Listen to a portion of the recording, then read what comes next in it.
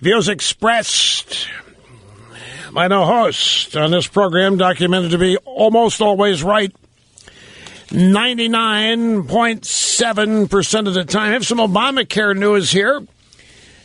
Leading U.S. CEOs, this is a Reuters story, leading U.S. CEOs are threatening to pull their support of Obamacare.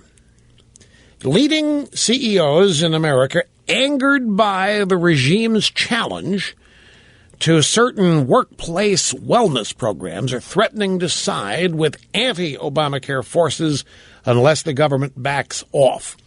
Major U.S. corporations have broadly supported Obama's health care reform, despite concerns over several of its elements, largely because it included provisions encouraging the wellness programs. The programs aim to control health care costs by reducing smoking, obesity, hypertension, and other risk factors that can lead to expensive illnesses.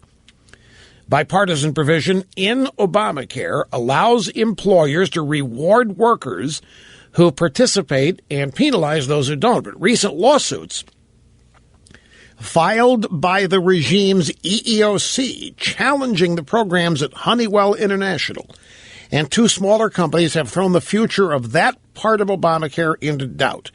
The lawsuits infuriated some large employers so much that they are considering aligning themselves with Obama's opponents, according to people familiar with the executive's thinking. Now, what the heck is this? Did any of that make any sense to you? Leading CEOs angered by the regime's challenge to certain... Okay, so the CEOs want to put in wellness programs. Can't smoke, can't drink, can't have high blood pressure. And the regime's apparently suing them for doing this because they don't have the power. All the rules and restrictions come from Obamacare. The companies can't input their own things. And they said, well, the hell with that. If you're going to tell us what we can't do, we're backing out. Now, the real question is, what are they doing supporting this thing in the first place?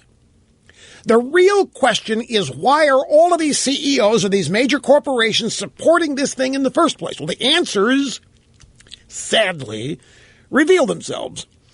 One of the first answers is fear. Fear of government retribution if they don't support or if they actively oppose. The second thing is crony corporatism. Get in bed with the administration, get in bed with the regime, and get some kind of break financially, tax-wise, somehow. And the third reason, well, actually, that would be the second and third reasons, would be the crony corporatism or crony capitalism aspect of a third reason. The dirty little secret is these CEOs would love to offload health care as something they have to provide. And if they figure the regime is headed toward single payer down the road, let's help them get there. And so everybody thinks that CEOs and big business are Republican and conservative and don't like big government. And it turns out, at least in healthcare, it's just the exact opposite. And now they want to try to lower their costs by demanding their employees be healthy, and the regime is going to sue them, claiming you can't do that.